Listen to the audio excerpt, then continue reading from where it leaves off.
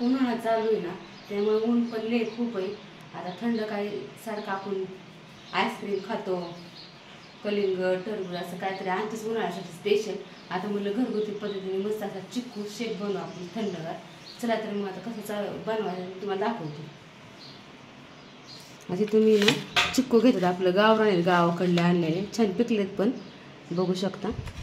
इथं आहे ना असा बर्फ घेतला आहे, आईस थंडगार असं घेतली. आणि इथं आहे ना दूध घेतलं आहे. हे चिक्कू आहेत ना असे कट करायचं आणि ह्याचं आहे ना असं साल काढून घ्यायचं. बघा असं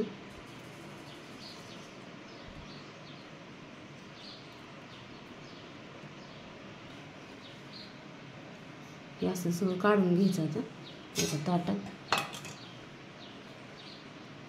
असं पटपट निघतं. घरच्या घरी असं बनवा, मुलांना पण खूप आवडतो चिक्कू शेक. आता सगळं असं काढून घेतो तोपर्यंत आपण मस्त असे ना काप करून घेतले. तर सगळे फोडे काढून बघून सगळं असे.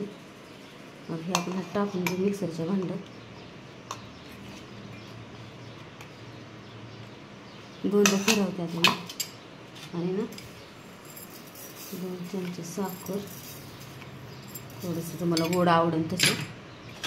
हे दूध टाकायचं. हे बर्फ आहे, बर्फ टाकू थोडंसं.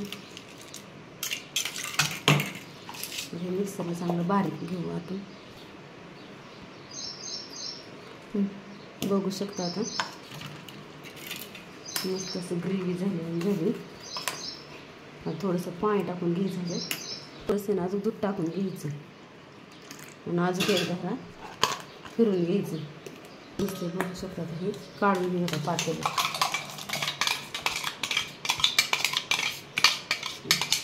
हे दुसरं आपण फिरून घेऊया. आपण साखर टाकून थोडंसं दूध टाकून थोडंसं बर्फाचे तुकडे पण टाकायचे म्हणजे चिल्डगार होते. म्हणजे फिरून घेऊ आपण. मस्त झाले, काढून घेऊ आपण.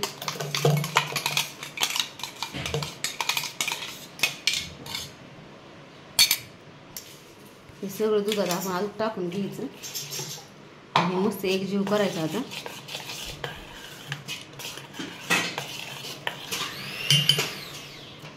बर्फाचे तुकडे टाकून घ्यायचे सगळे आणि आपण ग्राइंडरला फिरून घेऊ. आता मस्त ना आपण ग्राइंडरला आहे ना आता फिरून घेऊ. आपण फिरून घेऊ आता.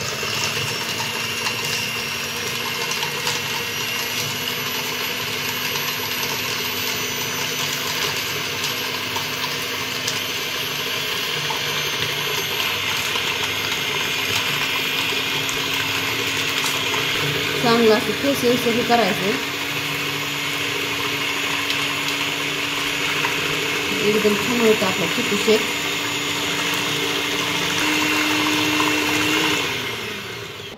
बघू शकता आता कसं झालं क्रीमी एकदम टेक्स्चर. बघू शकता आपण चिक्कू शेक आता आपण काढून घेऊया. बघू शकता आपला चिक्कू शेक.